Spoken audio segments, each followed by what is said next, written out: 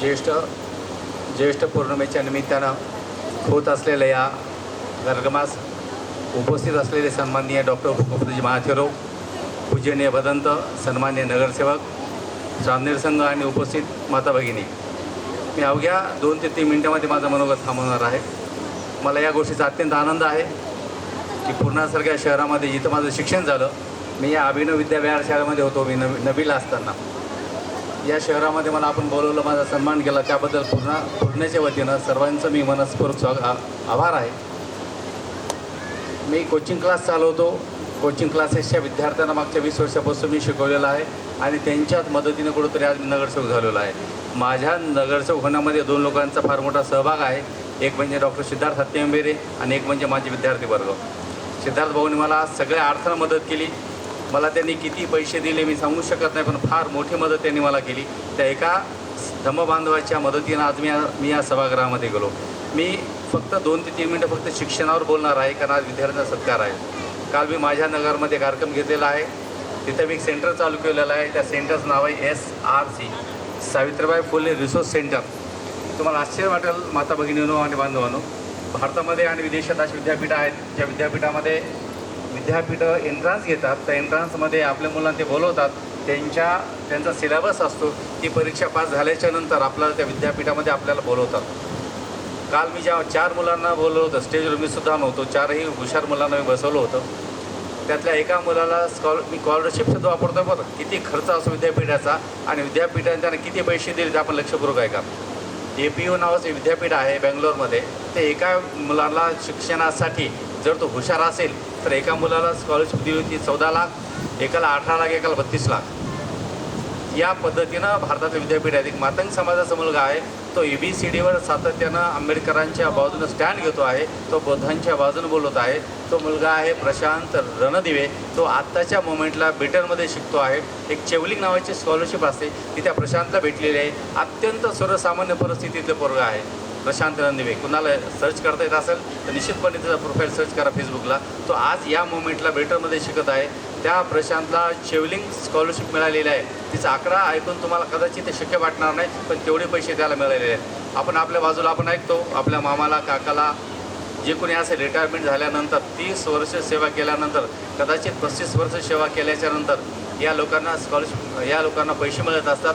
28 लाख, 32 लाख, 30 लाख. प्रशांतला एका वर्षाच्या शिक्षणासाठी चेवलिंगची स्कॉलरशिप मिळालेली आहे 65 लाख रुपये. मित्रांनो, खूप काही आहे, फक्त ते आपल्यापर्यंत नाही. आपल्या मुलामध्ये पोटेन्शियल आहे, एनर्जी आहे, करण्याची क्षमता आहे. दुर्दैवानं आपल्या लेकरांना हे माहिती आपल्याला कुठं जायचं आहे. आपले मुलं अडकलेले आहेत नीटमध्ये, आपले मुलं अडकलेले आहेत JEEमध्ये, आपले मुलं अडकलेले आहेत छोट्या मोठ्या कोर्सेसमध्ये. तुमच्या माहितीसाठी सांगतो तुम्हाला, चपराशापासून तर IAS पर्यंत जेवढा गव्हर्नमेंटच्या जॉबचा टक्का आहे एकूण जॉबपैकी, तो आहे 1.3%. त्याला आपण 1.5सुद्धा म्हणू शकत नाही. 1.5% तुमचे लेकरं सातत्यानं मरमर करतात. त्यात कुणाचा मुलगा नीट करत असेल ना, तोही त्या 1.5%मध्ये आहे. कुणाचा मुलगा इंजिनिअरिंगसाठी प्रिपरेशन करत आहे, तोही त्या 1.5%मध्येच येतो. देशातले सगळे लोक त्या 1.5%साठी मरमर करतात. उरली मात्र 98% जागा आहेत. त्या 98%पैकी 70% जागा अशा आहेत त्या फक्त कुणाच्या रेफरन्सनं तिथं मुलगा तुमचा जॉबला लागला जातो. त्या सगळ्या खाजगी नोकऱ्या आहेत. मी काल ज्या एका मुलाला बोललो होतो, तो युनिसेफमध्ये जॉब करतो. युनिसेफमध्ये जॉब करत असताना त्या मुलाला 60 वर्ष त्याला जॉब करता येतो. मी वयाच्या म्हणत नाही, तो 60 वर्ष जॉब करू शकतो. ज्या दिवशी त्याचा जॉब संपला तो त्याच्या वारसालासुद्धा त्या ठिकाणी लावू शकतो. ही सुविधा युनिसेफमध्ये आहे. कुठल्या गव्हर्नमेंट जॉबमध्ये ही सुविधा आहे? आमच्या महापालिकामध्ये, नगरपालिकामध्ये सोडलं तर ही सुविधा अद्याप कुठंच आलेली नाही की तुम्ही रिटायर झाल्यानंतर तुमच्या मुलाला त्या ठिकाणी लावू शकता. कर्मचाऱ्याला जो रोडचं काम करतो, नाली करतो, त्याच्या मुलाला लावण्याचा अधिकार तुम्हाला आहे. माझ्या महापालिकेमध्ये कर्मचारी रिटायर झाला, त्याच्या मुलाला आम्ही घेऊ शकतो. तिथं प्रोव्हिजन तिथं आहे. पण युनिसेफसारख्या संस्थामध्ये 60 वर्ष जॉब केल्यानंतर त्यानं त्याचा वारस सांगायचा, त्या वारसाला त्याला ते जॉबला अधिकार NGOनं त्याला दिलेला आहे. या गोष्टी आपल्या लेकरांना माहिती पाहिजेत. मी परभणीमध्ये 25 नगरमध्ये मी सेंटर चालू करतो आहे. जूनमध्ये चालू होते. त्या सेंटरमध्ये मी त्या मुलांना 2 भाषा शिकवतो आहे. एक आहे जर्मन, एक आहे फ्रान्स. या दोन्ही देशाच्या भाषा मी त्यांना तिथं शिकवणार आहे.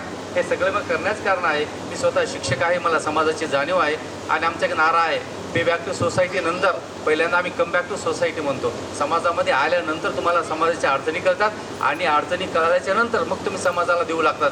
पे बॅक टू सोसायटी कसं शक्य आहे? समाजामध्ये तुम्ही आलाच नाहीत तर तुम्हाला समाजाच्या अडचणी कळणार नाहीत आणि जोपर्यंत तुम्हाला समाजाच्या अडचणी कळणार नाहीत तोपर्यंत तुम्ही समाजाला देऊ शकणार नाहीत. तुम्हाला समाजाला द्यायचा असेल, धम्माला द्यायचा असेल, पहिल्यांदा तुम्हाला इथं यावं लागेल, समाजाच्या अडचणी बघाव्या लागतील आणि मग तुम्हाला समाजाला द्यावं लागेल. त्यासाठी कम बॅक टू सोसायटी पहिल्यांदा समाजामध्ये या आणि मग समाजामध्ये देण्याचा प्रयत्न करा. देशातले जेवढे काही हुशार मुलं आहेत, देशात जेवढे काही हुशार मुलं शिकतात त्यातला एक चांगला आपला संघ आहे फर्ग्युसन महाविद्यालयामध्ये. फर्ग्युसन महाविद्यालयाची टीम आहे ती माझ्यासोबत काम करण्यासाठी तयार आहे. त्या टीमला घेऊन मी ती SRC सेंटर चालवत आहे. तिथं चांगल्या पद्धतीची आमची मुलं घडणार आहेत. तो माझा प्रयत्न आहे. तो कितपत सक्सेस होईल, तो कितपत यशस्वी होईल हा काळ ठरवेल, पण मी माझ्या प्रामाणिकपणे तो प्रयत्न करतो आहे. माझ्यासोबत जी टीम आहे अत्यंत छान आहे, इमानदार आहे, सगळे तरुण पोरं आहेत. ह्या सगळ्या तरुण पोरांना घेऊन मला काहीतरी करण्याचा मी सातत्यानं प्रयत्न करत आहे. मी तुम्हाला विनंती करतो, कदाचित परभणीमध्ये ते सेंटर छान सक्सेस झालं, मी त्या टीमला सुद्धा सांगेल पूर्णेमध्ये या, इथं सुद्धा पोरांच्यामध्ये पोटेन्शियल आहे. इथले मुलं मेहनती आहेत, होतकरू आहेत, इमानदार आहेत, त्यांचे आईवडील सुद्धा तेवढे चांगले आहेत. आपण त्या मुलांना सुद्धा काही चांगलं देण्याचा प्रयत्न करूयात. APU नावाच्या युनिव्हर्सिटीमध्ये आता एक मुलगा शिकतो आहे, तो बीडचा आहे, संभाजी साळवे. मी त्याच्या वडिलाविषयी बोलू नये, ते चुकीचं आहे माझं, पण आत्ताही त्याचे वडील कदाचित नशेमध्ये असतील. त्या मुलाचा तिथे नंबर लागलेला आहे. त्या मुलाला स्कॉलरशिप मिळाली 4 वर्षासाठी 32 लाख रुपये. मित्रांनो, हे फक्त आकडे नाही आहेत, ही सगळी वस्तुस्थिती आहे आणि आपले पोरं खूप छान पद्धतीने काम करत आहेत, आपले मुलं छान पद्धतीने शिकत आहेत. मी सगळ्या माता भगिनींना विनंती करतो, तुम्हाला तुमच्या मुलाला असं वाटत असेल माझा मुलगा नीटला गेला पाहिजे, डॉक्टर झाला पाहिजे, माझा मुलगा JEEला गेला पाहिजे, इंजिनियर झाला पाहिजे, अवश्य तिथं पाठवा. पण तिथं सक्सेस झाला नसेल मग आम्हाला एक आवाज द्या, आम्हाला एक संधी द्या. आम्ही तुमच्या मुलाला राज्यातल्या, देशातल्या, जगातल्या अत्यंत उत्कृष्ट विद्यापीठाची त्यांना माहिती देऊ. तिथं लागण्यासाठी कुठला सिलेबस असतो ते आम्ही तुमच्या मुलांना सांगू. त्या सिलेबससाठी काय करावं लागेल ते आम्ही तुमच्या मुलांना सांगू आणि या सगळ्या माध्यमातून आपला समाज, आपले तरुण आपण घडवण्याचा प्रयत्न करूया. मी परभणी जिल्हा कोचिंग क्लासेस अध्यक्ष आहे. बौद्ध समाजाच्या मुलांची शिक्षणातली स्थिती छान आहे. आपले मुलं साक्षर छान आहे. आपले मुलं क्वालिटी एज्युकेशन तेवढे घेताना मला दिसत आहे. दुर्दैवानं असं म्हणावं लागते. खूप चांगले मुलं आहेत, नाही अशातला भाग नाही. पण आम्ही परभणी शहरामध्ये जेव्हा कधी अडचण होते, अध्यक्ष म्हणून मला बोलवतात, जेव्हा कधी मुलींची अडचण होते का त्यावेळेला मला दुर्दैवानं असं म्हणावं लागतं की मी तिथं विचारलं काय प्रकार घडलेला आहे, चुकीचा प्रकार घडलेला असतो आणि मी पुढे एखादा प्रश्न विचारला कोण आहेत मुलं, मग मला लगेच लक्षात येतं कोण मुलं आहेत.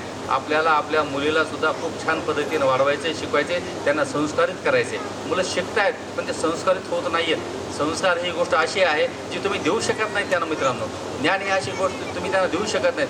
संस्कार आणि ज्ञान त्या मुलांना घ्यावं लागते. त्यासाठी त्याचं अंतकरण तेवढं तयार झालेलं असलं पाहिजे आणि एखाद्याचं अंतकरण तयार करायचं असेल तर त्याला या ग्रामीण शिबिराशिवाय त्याला पर्याय नाही.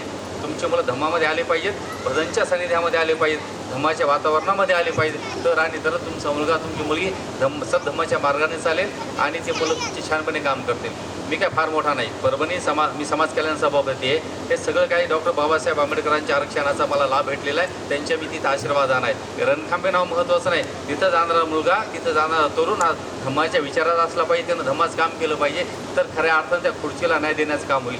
त्या खुर्चीला कोणीही बसावं आणि तात्पुरते कामं करावं ह्यासाठी ती खुर्ची नाही आहे. समाजासाठी त्या माणसानं झटावं, मरमर करावी, तळमळ करावी आणि समाजातल्या वंचित शोषित घटकाला न्याय द्यावा हे त्या खुर्चीवर बसणाऱ्या माणसाचं पहिलं काम असलं पाहिजे. आणि ते काम कधी करेल?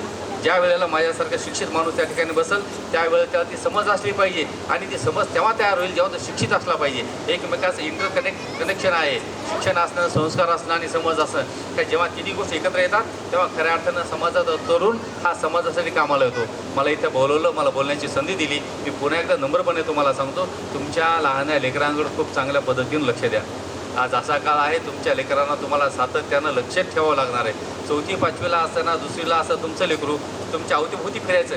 मम्मी आज शाळेमध्ये असं झालं, मम्मी वर्गात असं झालं, मम्मी तसं झालं.